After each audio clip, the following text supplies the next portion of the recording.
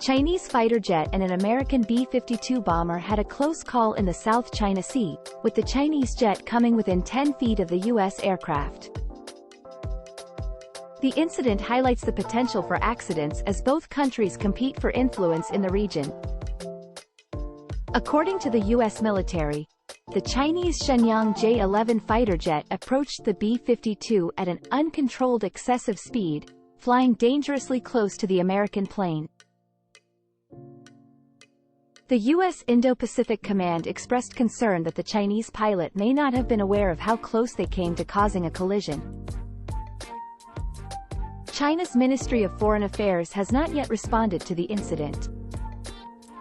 However, in a similar situation back in May, the Chinese government dismissed American complaints and demanded that the U.S. stop flying over the South China Sea.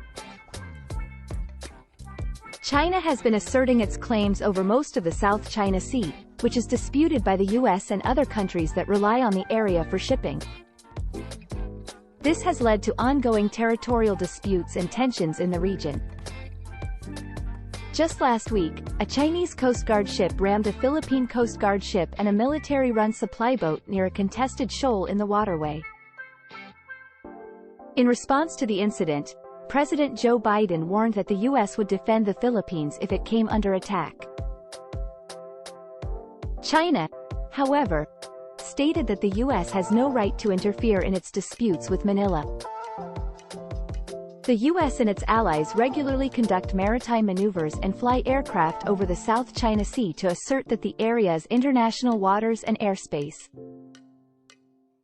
The B-52 was conducting routine operations in international airspace when it was intercepted by the Chinese fighter jet. While intercepts like this are common, this incident was particularly close and could have escalated tensions between China and the U.S. However, the U.S. military stated that it will continue its operations in accordance with international laws. So, that's the latest update on the situation.